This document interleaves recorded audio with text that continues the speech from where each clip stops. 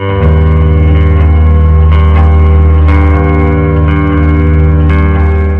magandang umaga mga kaibigan, latest weather update po tayo ngayon, February 26, 2024, araw po ng Lunes. Pero bago po tayo magpatuloy, pa-like and share naman po bilang suporta at para rin po malaman ng ating mga kaibigan at kababayan ang lagay ng panahon. Maraming salamat po.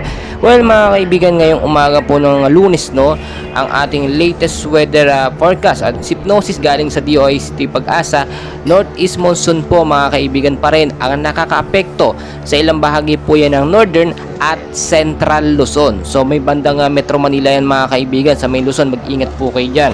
Easterlies naman po nakakaapekto rin sa ilang bahagi naman ng ating bansa. Ngayong umaga po, posible pong mainit mainit na panahon hanggang tanghali po ang mararanasan.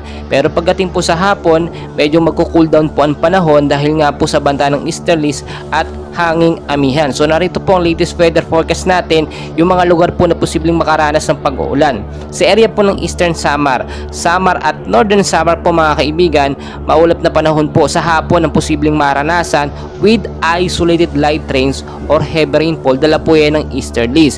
Mag-ingat po kayo sa posibleng impact, no, yung pagbabaha sa mababang lugar at doon naman po sa mga landslide prone area. Sa area po ng Cagayan Valley mga kaibigan, Bicol Region, Aurora at Quezon, maulap din po na mararanasan na panahon, no? Maulap na kalangitan sa hapon na posibleng maranasan at with isolated light rain. So mahinang pag-uulan naman po sa gabi dahil po yan sa Northeast Monsoon. Dito naman po mga kaibigan sa Metro Manila at ilang bahagi po ng Luzon, mainit po mararanasan sa umaga hanggang sa tanghali dahil pa rin yan sa tinatayang El Nino nga po na pumasok sa ating bansa. Pero pagdating sa hapon, posible pong hanging amihan at easterlies ang manalansa at posibleng magpaulan, no, pagdating sa gabi with isolated light rains, mahinang pag-ulan to heavy rainfall. So bantayan po natin. Ayon sa Pag-asa, may impact ito ng posibleng pagbabaha kung lumakas. Kaya din mag-ingat yung mga landslide prone area po mga kaibigan.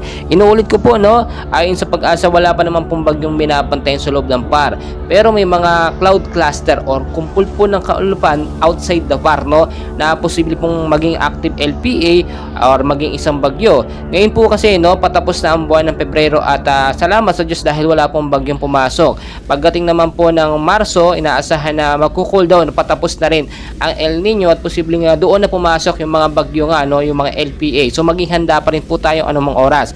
Tulad po na aking sinasabi, always know the weather mga kaibigan. Before you go, magdala ng payong jacket, kapote, panlaban po yan sa biglaang malakas na pag-ulan, hindi lamang sa init ng panahon